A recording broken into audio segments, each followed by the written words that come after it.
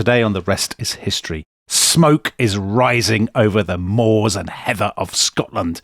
Mary, Queen of Scots, on her horse, pistols in hand, is leading an army against her enemies. Her marriage to Lord Darnley is going horribly wrong. There's all kinds of exciting action involving the English. The smoke from the bonfires of sectarianism is becoming thicker even as I speak to you.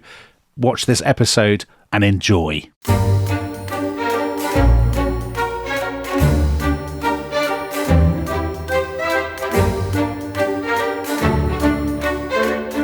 I know not how to utter what I conceive of the pitiful and lamentable estate of this poor queen, whom ever before I esteemed so worthy, so wise, so honourable in all her doings, and at this present do find so altered with affection towards the Lord Darnley, that she hath brought her honour in question, her estate in hazard, her country to be torn in pieces. Ah, all men here stand in suspense.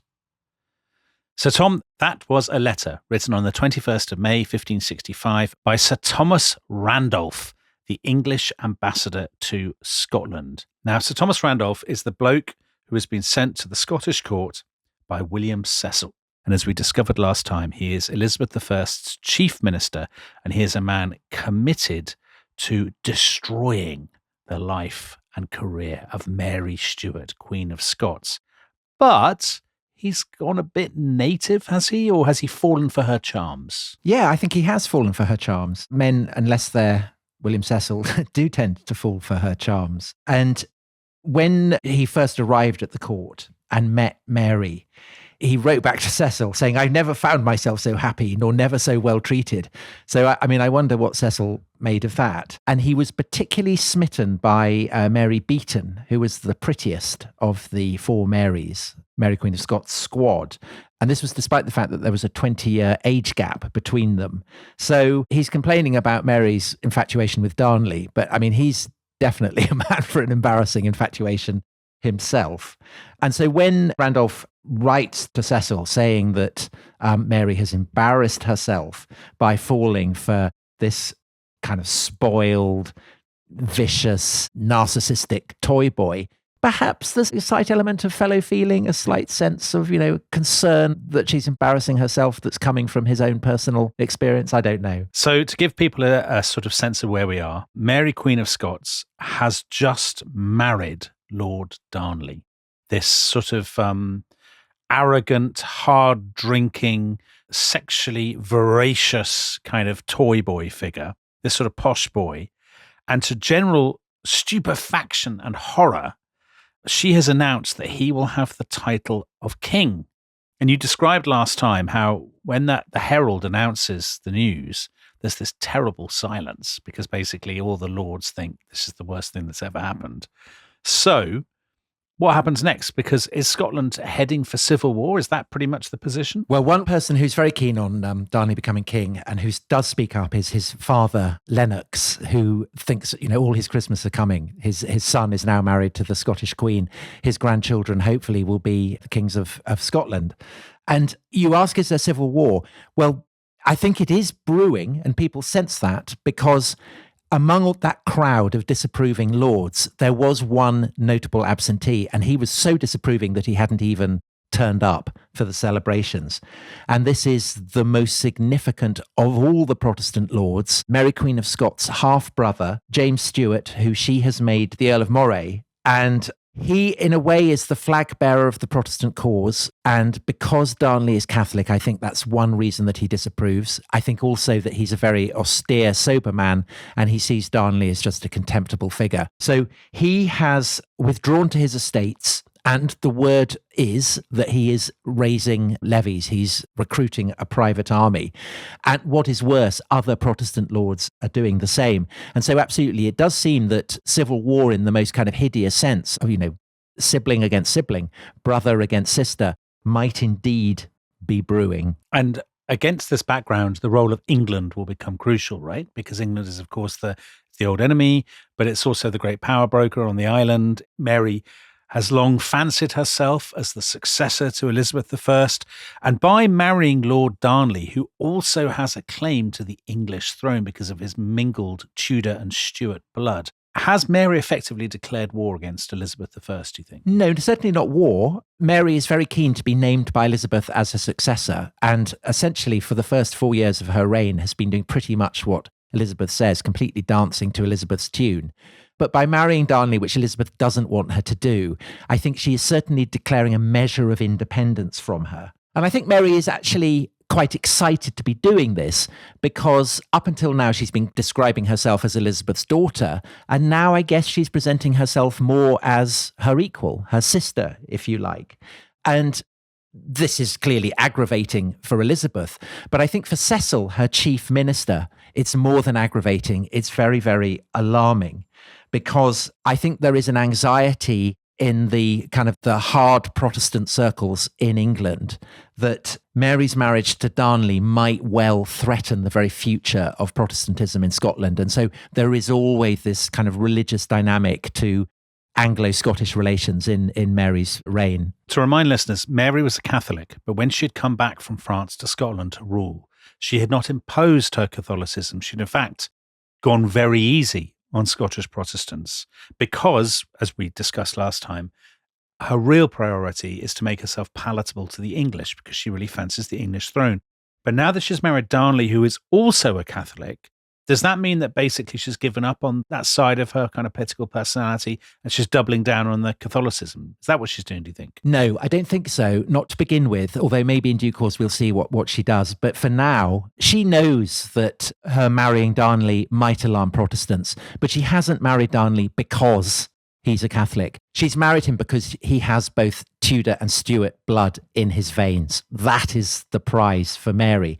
And so actually, in the build-up to her marriage, she goes to quite kind of ostentatious lengths to demonstrate that she's still very favourable towards Protestants. So in the build-up to Easter, in the period of Lent, she had eaten meat for the first time. Catholics don't eat meat in Lent. She deigns to attend a Protestant baptism, which again, she'd never done before.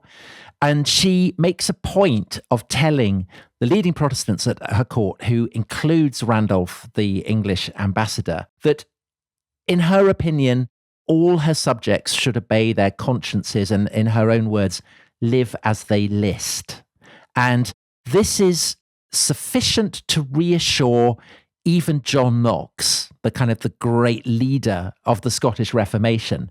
And so even though Murray is going around saying, oh, this is a kind of Catholic revanchism, Knox disagrees. And this is a crucial part of Mary's propaganda against Moray. And I guess she feels, I've stood up to Elizabeth, I've got Knox on my side, I've got the mass of my subjects on my side. Therefore, there is really nothing holding me back. I can absolutely go out and defeat and humiliate my troublesome half-brother. And even before the wedding, she had put preparations in place to do this. So she had recruited 7,000 troops. And also, Dominic, she had summoned back from exile in France the single most terrifying man of action in the whole of Scotland, a man who happens to be Murray's deadliest enemy. And this is a man we've mentioned before fleetingly, James Hepburn, the Earl of Bothwell. Right. Now, anyone who's done this at school, which I did when I was about 11, will remember the splendidly dramatic rivalry between Lord Darnley and Lord Bothwell. So Bothwell, it's fair to say, he's a controversial character, isn't he, Tom? Yes, I think you could say that. He's the Lord Admiral. He's the Sheriff of Edinburgh. He had been, if you remember back in our first episode, he'd been loyal to Mary's mother, Mary of Guise, when people had turned against her. And there'd been a lot of fighting, and he had basically made off with loads of gold that William Cecil had sent to Moray, and Moray never forgave him for that. And that's why they have this massive feud. Nor does Cecil ever forgive him either. Right. Now, there are two views of Bothwell, aren't there? View number one is that he is the sort of flower of manhood, a very impressive person, and he certainly sees himself as a sort of a great chivalric figure. The other view of Bothwell is that he's an absolute monster and a sort of violent thug. And to which of those two views do you cleave, Tom? More to the latter. I think generally the view that Bothwell is a model of chivalry is one that pretty much only one person holds to, and that's Bothwell himself. He takes the notion of himself as a courtly figure, I think, genuinely. And he definitely has a kind of loyalty to the House of Stuart. And that's why he had opposed Moray and the Lords of the Congregation back in the time of Mary of Guise. So he's not, for instance, a Catholic. He's actually a Protestant. But he's unusual in that his loyalty to the House of Stuart has made him incredibly Anglophobic. He really, really hates the English. And by this point, most Protestant lords have kind of swung round to the notion of an alliance with England as being in the best interests of Scotland. And of course, the fact that he's opposed to English interests and that he's very loyal to the Stuarts as a dynasty, both of these are things that are absolutely calculated to make him an attractive figure to Mary. There are also, I think, other aspects of his character that recommend him to Mary. So he has a relish for solving problems. And the way in which he tends to solve problems is by hitting people or worse. Yeah. So it might be Mary gives him a problem, he will go out and beat someone up, or he'll send kind of armed forces out to deal with it. It doesn't really make any difference. And he has a kind of very calculating intelligence, but he also has a very, very hot temper. And so it's not surprising that his life has been full of scrapes and adventures. So simply over the course of Mary's reign, the 4 years up to the point where she marries Darnley, he had got into brawls with his fellow noblemen. He'd been locked up in the Tower of London. He'd been locked up in prison in Edinburgh. He's always kind of making ropes out of sheets and climbing out of windows. He'd suffered banishment from Scotland. He'd undertaken secret missions for the Scottish Queen. He'd fought pirates in the seas off Newcastle. So he is a turbulent figure. And it's not surprising that to his enemies, he seems a demon. So Randolph, the English ambassador, who obviously hates him, writes to Cecil and says that he is despiteful out of measure, false and untrue as a devil. Now, we will see whether that's a characterization that is fair or not. But I think it is absolutely true to characterize him right from the front as a very complex and very dangerous man. And so, Tom, surely he's the perfect person that you want on your side in a civil war, right? I mean, he's incredibly violent. He loves, jumping out of windows and fighting pirates and things. I mean, that's basically the guy you want to set on Moray. If you're fighting your half-brother. Absolutely. And so the moment that Bothwell arrives in Holyrood from France, Mary kind of goes a little bit weak at the knees, thinks he's brilliant, restores him to the Privy Council, which he'd been exiled from. And then shortly afterwards, she's got this army ready to go after Moray, and she's already given command of that army to Lennox, Darnley's father. She tells Lennox, look, you've got to share the command with Bothwell because he's absolutely brilliant. Slight kind of fluttering of her heart, I think. And the truth is that I would say probably for the first time since she had to leave France, Mary is now really, really enjoying herself. So when Lennox and Bothwell ride out at the head of her army, she goes with them. And she has Darnley at her side, so she has this very handsome husband. And she herself, she rides with pistols in her saddle holster, so like a kind of cowgirl, I guess. She's got a steel cap on her head, her auburn hair flowing. So very Saoirse Ronan in the film. Saoirse Ronan did this brilliantly in the film. And she doesn't ride side saddle. She rides astride the saddle. And this is a technique that she had picked up from her mother-in-law, Catherine de Medici, who had kind of patented it. Catherine de Medici had worn breeches underneath her skirts, and Mary Queen of Scots has adopted this. So she makes a very intimidating and impressive figure. So this is all very Elizabeth I at Tilbury, isn't it? I mean, in different circumstances, this would be a moment long remembered that would be the defining image of her reign. And actually it works at the time because Moray and his allies are intimidated by it and they run away, and basically she ends up chasing them around the lowlands of Scotland. Yeah, and the whole campaign is, Scots derisively call it the Chaseabout Raid. And it's so disastrous for Moray and his allies that they end up fleeing to England. And it's a completely stunning triumph for Mary. And it's so stunning that even John Knox confesses to being impressed. So he says about it, albeit the most part waxed weary, yet the Queen's courage increased manlike so much that she was ever with the foremost. What could be better? Fun times for Mary. Well, I tell you what could be better. It would be brilliant if at this point she gave birth to an heir. That would be better. And you know what? That Christmas, it turns out that she is going to give birth to an heir because she's pregnant, isn't she? Yeah, she is. And of course, this is another string in her bow when dealing with Elizabeth the Virgin Queen. And you asked earlier, does Mary kind of swing towards being more pro-Catholic in her policies?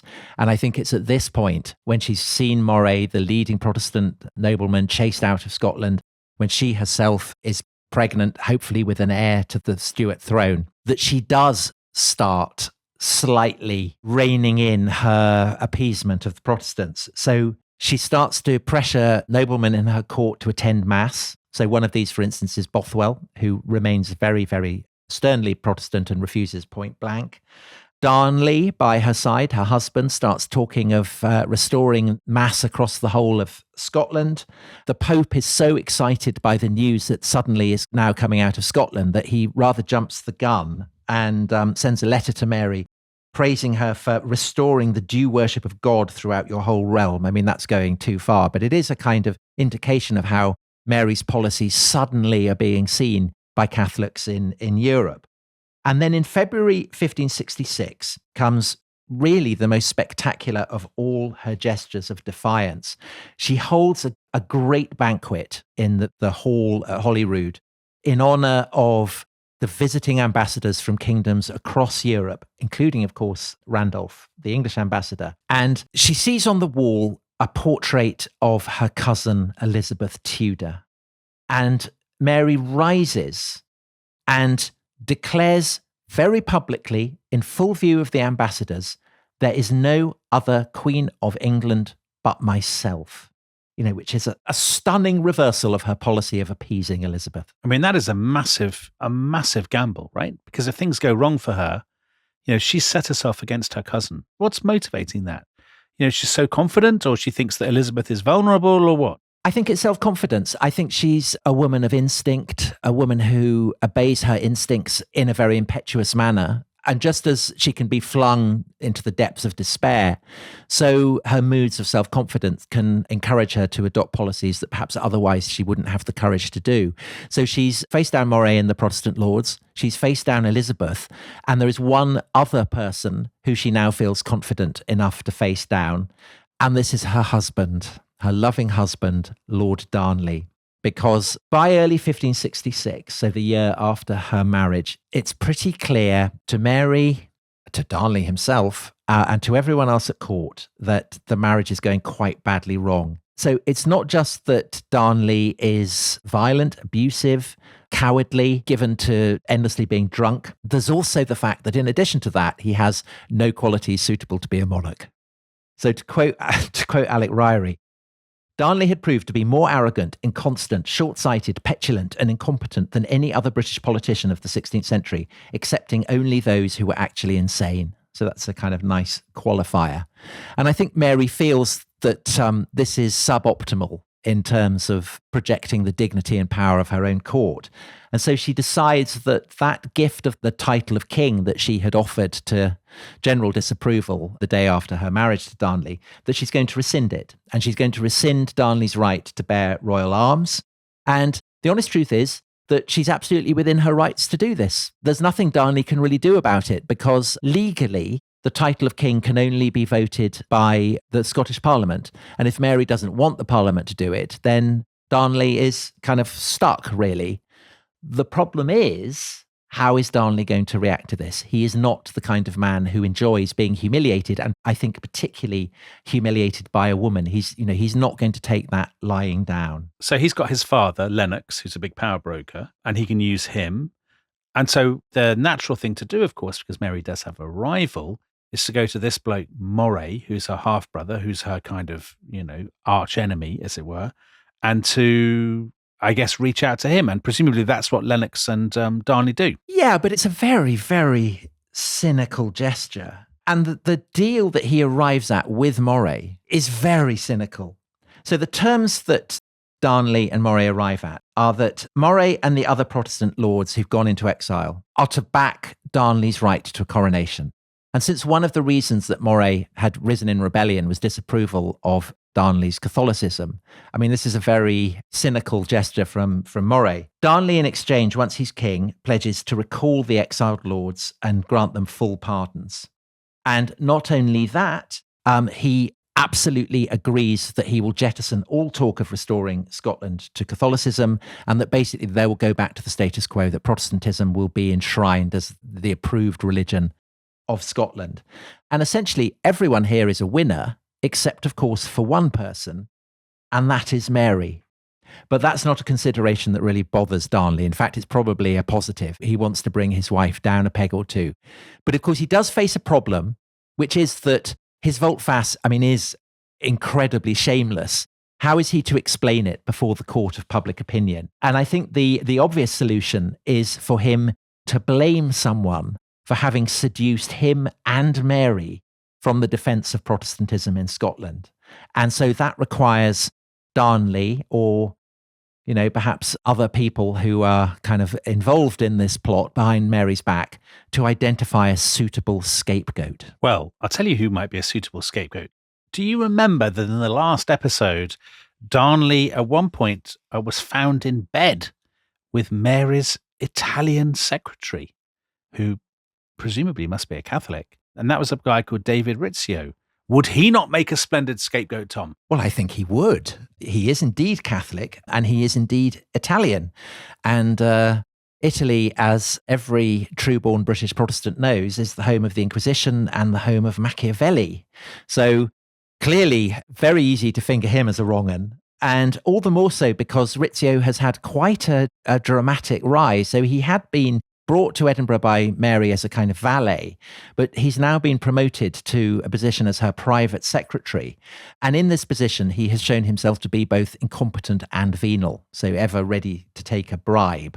And he's foolish because he should realise that nobody likes an over-promoted royal favourite, but he absolutely flaunts it. So he's got all these bribes. He lavishes it on spectacular fashions and styles and clothing and so on.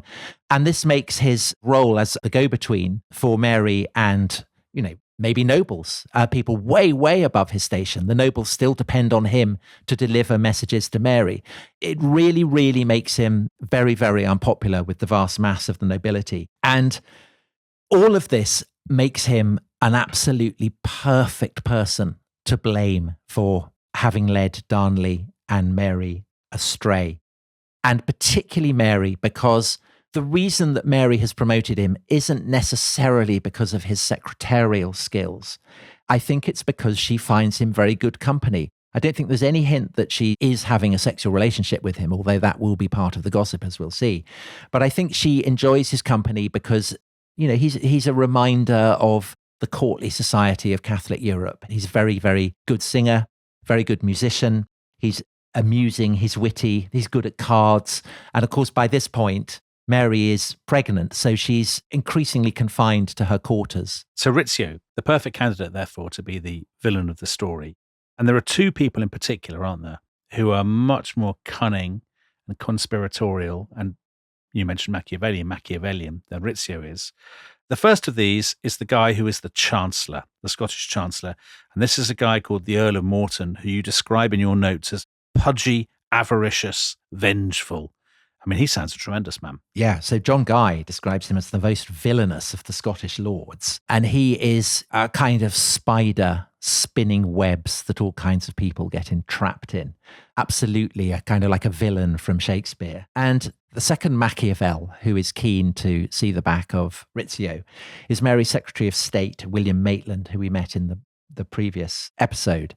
And he too, like the English ambassador, is a middle-aged man with a crush on one of the four Marys. And in his case, it's Mary Queen of Scots' cousin, Mary Fleming, so Posh Mary. And he's so obsessed by Posh Mary that he's actually written about it to Cecil, which, again, it's not the kind of thing I think that Cecil is likely to be interested in. But it reflects the fact that Maitland feels pretty intimate with Elizabeth's chief minister. And this reflects the fact that he is, like Cecil, very Protestant. He is absolutely an Anglophile. He admires England as a great bastion of Protestantism. And essentially, he wants to see England and Scotland joined in a union of the crowns. And there's a sense in which Mary, by marrying Darnley and staking her independence from Elizabeth, is going off on a course that Maitland doesn't approve of. And so he brings his talents to the task of blackening Rizzio's name. And he's very, very good at it. He's very, very insinuating, and he's tremendous at instigating a kind of venomous whispering campaign. So if it's Morton who organizes the plot and recruits the heavies who are going to, make sure that Rizzio is terminated, it's Maitland who is assassinating Rizzio's character before the assassination itself takes place. And there are two elements to that, right? One is to say, ironically, given that he's so Machiavellian, he basically says it's Rizzio who's the Machiavel. He's basically pouring poison into Mary's ear. And then the other element, he goes to Darnley, doesn't he? Darnley, who, when he's not boozing, is very kind of jealous and suspicious. And he says to Darnley, this Italian bloke that you used to sleep with, guess what? He's sleeping with your wife. He's sleeping with the Queen behind your back. And Darnley, well, perhaps because he's aware of Rizzio's nocturnal arts, he completely believes it, doesn't he? Yes, he does. And Darnley takes it on board as being the only possible explanation for the failure of their marriage. He never contemplates blaming himself. It's completely Rizzio's fault. Even though, to reiterate, I really don't think that Rizzio was sleeping with Mary. Mary was not the kind of woman to do that. But Darnley believes it. And when a document is drawn up by Morton and by Maitland and by all the other conspirators who Morton has recruited to the assassination plot, committing themselves to the murder of Rizzio, there is Darnley's signature. He signs it. He's out and proud about it. And news of this is sent to London.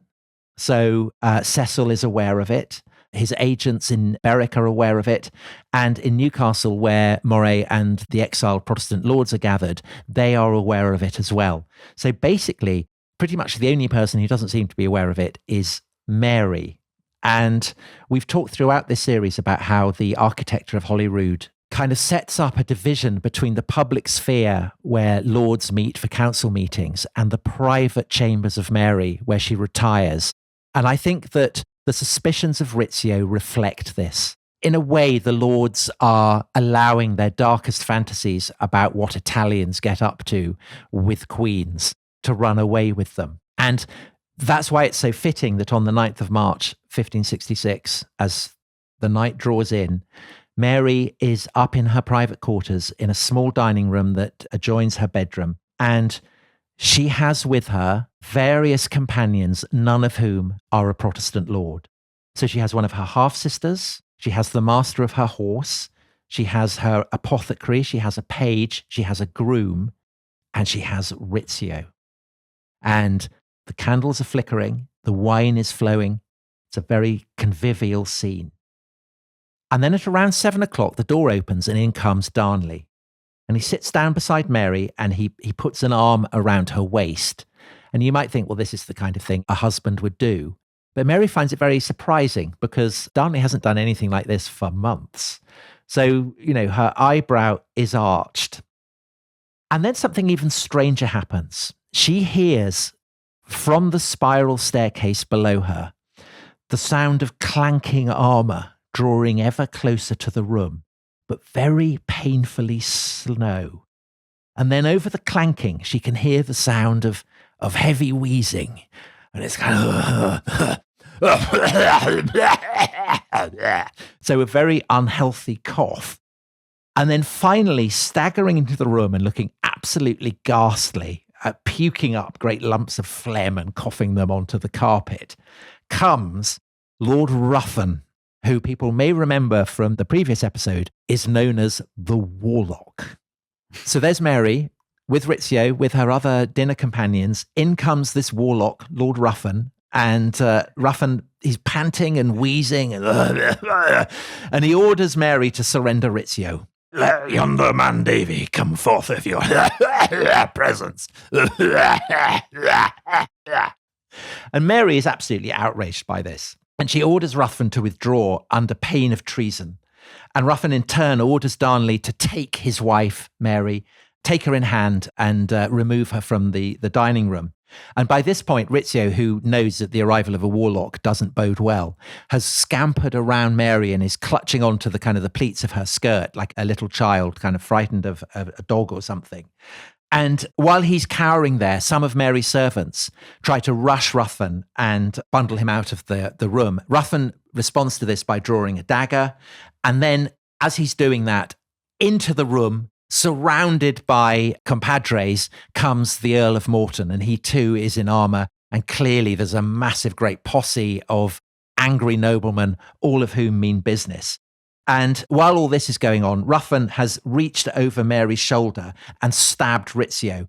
And then another of the conspirators, he also reaches past Mary and he delivers a second blow to Rizzio. And this, you can imagine how terrifying this must have been for Mary. And she said later that she felt the coldness of the iron. And by now, Rizzio has been grabbed hold of. He's dragged out of the room.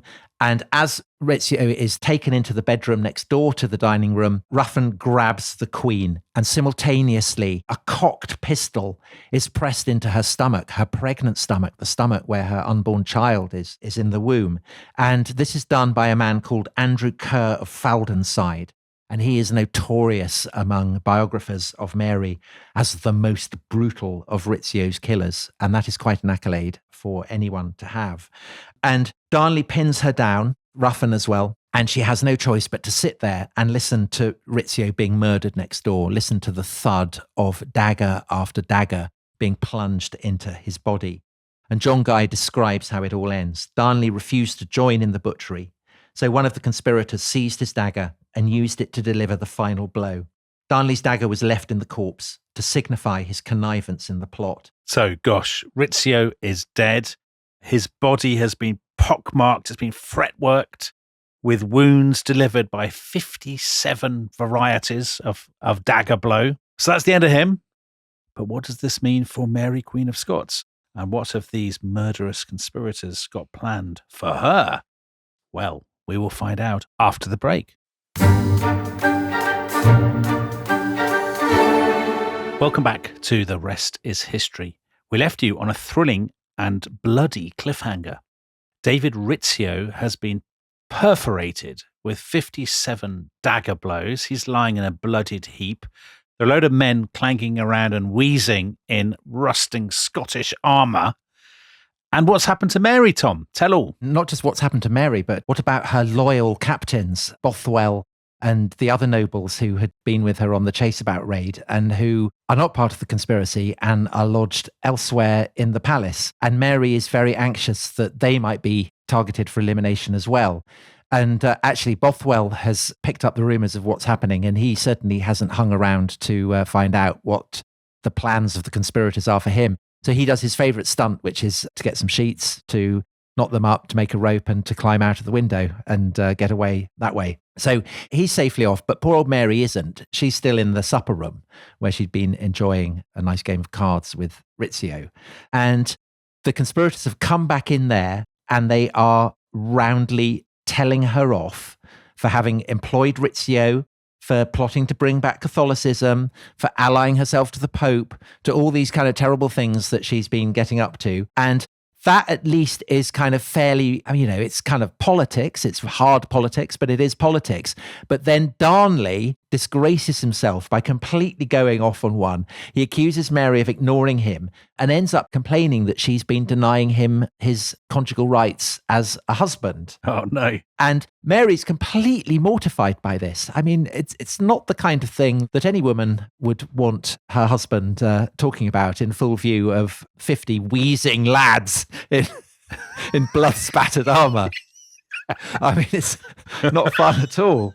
And so she's very mortified, and she says it is not a gentlewoman's duty to come to her husband's chamber, but rather the husband to come to the wife's. I'm on her side on this. Well, Darnley doesn't. Darnley completely loses it, and he is evidently very paranoid that Mary has been finding him sexually inadequate and that this is why she hasn't been coming to him.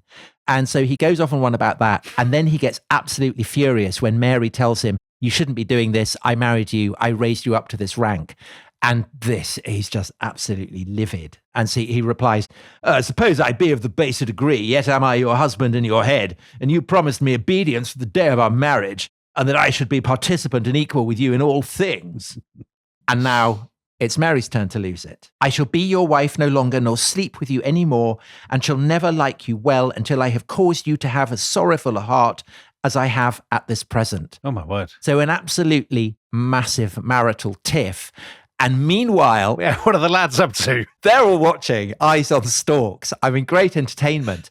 But there is one of them who's not really up to it. And this is the Warlock, Lord Ruffen, who by now, I mean, he's gone up the stairs, he's wrestled with Mary, he's stabbed Rizzio, and he is just, he's... And so he sits down and he demands a drink. And a servant brings him a goblet of wine and he downs it in a single gulp. And then he just sits there wheezing and looking terribly ill. Mary, unsurprisingly, isn't particularly sympathetic. And she says, if I or my child die, you will have the blame thereof. And at this, the Warlock just goes... And at this point, as he's sitting there wheezing, the news comes that Bothwell has escaped. And Darnley and Ruffen get up to go out. Darnley scampers down the stairs. Ruffen, of course, goes much more slowly. Right. He's knackered, right? Crash, clank. Yeah. Wheeze. Clang. Morton stays there. He stands a sentry on the door to make sure that Mary can't get away and to ensure that no servants are allowed in, and definitely that the 4 Marys are not allowed in, because he knows that if Mary gets put in touch with the Marys, they'll then be able to go out and spread the news of what's happened. So this goes on for several hours. And then Darnley comes back up. He disposes of Rizzio's corpse. Rizzio's body's been there the whole time. Yeah. Behind the arras. Oh, at least take the body with you. Come on, that's poor. Yeah. The blood slowly congealing. Yeah. All over Mary's prized tapestries. Terrible scenes. But Darnley, to do him credit, I mean, he does remove the body. And then he comes back after that. And by now it's about 8 o'clock in the morning. And unsurprisingly, he and Mary have another massive row. This goes on for 2 hours. I mean, not the good basis for a happy marriage at all by this point. Yeah. But after a while, Mary has been pressing him to allow the 4 Marys to come and join her. And Darnley, because he's just not particularly astute, much less sharp than Morton, he says, oh, fine, all right, you can have them. And Morton, when he learns about this, is absolutely appalled. And he's right to be, because sure enough, the Marys have come up. Mary has scribbled down instructions to her most loyal supporters, and the Marys have gone out and handed them out to the people that Mary's written to. So Morton Ruffen, when they find out that the Marys have been allowed in, they're furious. They pack them off. So Mary is now seemingly left alone again. She wants to get Darnley back with her. So she pretends to have a miscarriage. Darnley, of course, comes rushing at this because it's his child who is in Mary's womb. In a way, the fact that he's given Mary a child is his meal ticket. So, he's basically willing to do anything that he can to ensure that there absolutely isn't a miscarriage. And so he ends up sitting by Mary's bed, mopping her brow, holding her hand. And in a sense, Mary is starting to play him like a fiddle by this point. And it reflects the fact that over the course of the terrible hours that she's been going through since Rizzio was murdered, she's come up with a 2-pronged strategy. And the first part of this strategy, she's decided, is that she's going to pardon her half-brother Moray and the other lords who've been exiled for their part in the Chaseabout Raid. And she very soon has her chance, because Moray, if people may remember, he'd been waiting in Newcastle for news that Rizzio had been killed. And he has now returned from exile, comes to Edinburgh, comes to Holyrood House, and comes into Mary's presence. And Mary bursts into tears, throws herself into Moray's arms, and she formally pardons her half-brother there and then. However, what Mary is not prepared to do is to pardon Rizzio's murderers. So she's decided that Morton, Maitland, Ruffen, all the others, they're all going to be exiled. There is one murderer, however, of Rizzio whom she is prepared to pardon, and that is Darnley, who all along has been beside her. Right. And who, she's kind of working on to make him feel more tender-hearted towards her. And she understands him very well. He's been complaining about the fact that she hasn't been offering him sex. And so this is what she now decides to do. She doesn't really want to have sex with him, I think, but she makes this offer on the assumption that he's so drunk by this point that at any minute he's going to pass out. And this is what happens. And so in due course, he wakes up long after Mary has gone to bed and complains, I was fallen on such a dead sleep, I could not be awakened. Right. Hold on. But there are other nights, right? It's not like for one night only. Well, no, because Mary is playing a shrewder game than that. She doesn't intend to hang around in Holyrood for a minute longer than she has to. So when Darnley wakes up and comes to Mary in the morning, she sits him down and says, look, you've teamed up with all these lords. you have been very, very naive. Because once you have granted Moray and the Rizzio conspirators what they want, they will then turn on you. You are a Catholic, they are Protestant. The only way that you can possibly stop them from exterminating you, from dispatching you, is if you then become Protestant, and then you will lose all your esteem and value in the eyes of the Catholic powers in Europe, with whom Darnley really, really wants to be on good terms. And you'd think these are arguments that he must have thought through before, but no, not a bit of it. And the amazing thing is that Mary persuades Darnley, and the same man who 2 nights before had turned up and stabbed to death this guy who Darnley thought Mary had been sleeping with, now it's happy couples again. He says, brilliant, I'm going to turn against these awful people. I don't know what I was doing with them. They seduced me. Well, I suppose 2 things are true, right? Which is, number one, she might be right? They might have turned on him. I mean, he's a complete head case and a kind of loose cannon, so they might as well get rid of him. I think she is right. And secondly, the other thing that's probably true is that he's an incredibly stupid man.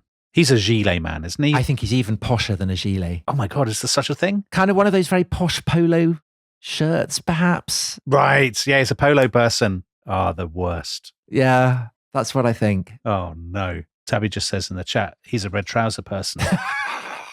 Yes, he's absolutely a red trouser man. Yeah. Anyway, so it works. And as Mary later put it, by this persuasion, he was induced to condescend to the purpose taken by us to retire in our company to Dunbar. So Red Trouser Man Darnley is now prepared to escape from Holyrood with Mary and head to Dunbar, which is a great fortress on the east coast down from Edinburgh. And why Dunbar?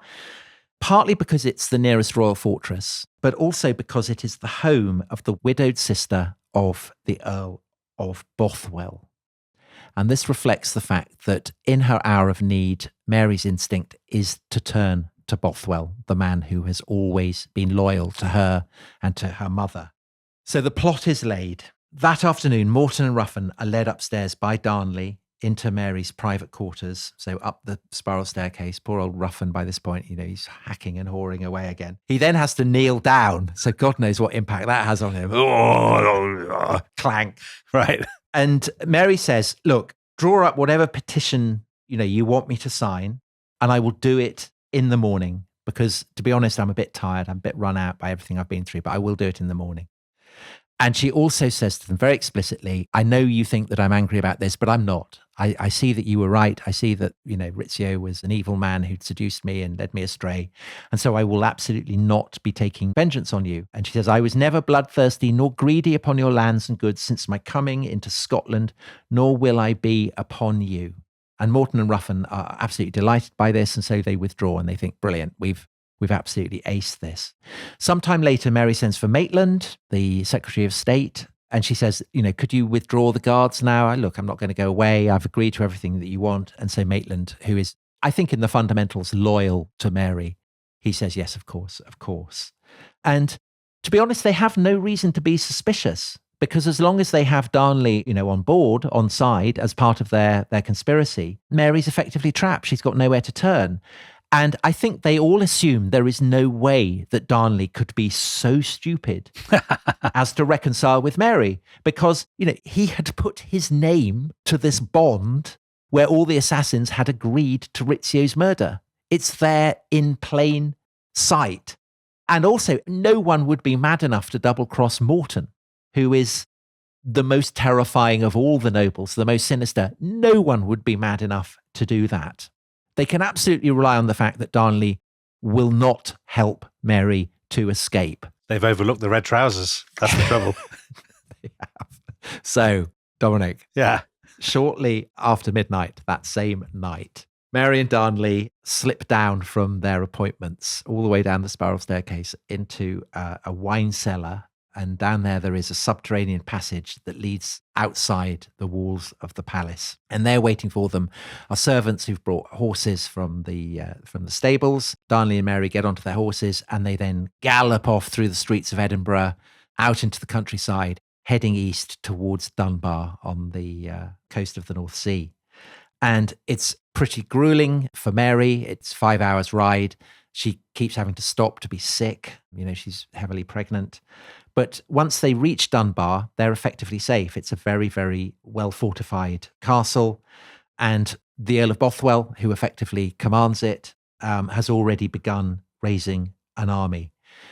And so you can imagine that in Edinburgh, when Morton and Ruffen and all the other conspirators and murderers of Rizzio wake up to find that Mary and Darnley have flown, they realise not just that they've been double-crossed, but that they have very, very badly lost the initiative to Mary. Of course. So Mary, there's been a lot of criticism of Mary in this series, but here she has played her cards superbly, right? She has. I mean, she has escaped.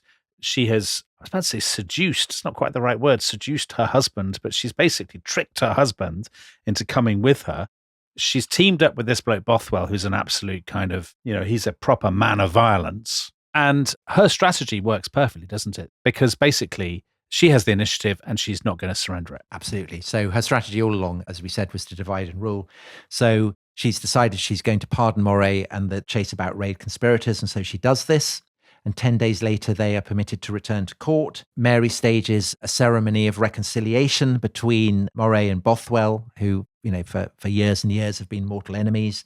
And so they stand before Mary and take each other's hands and swear amity.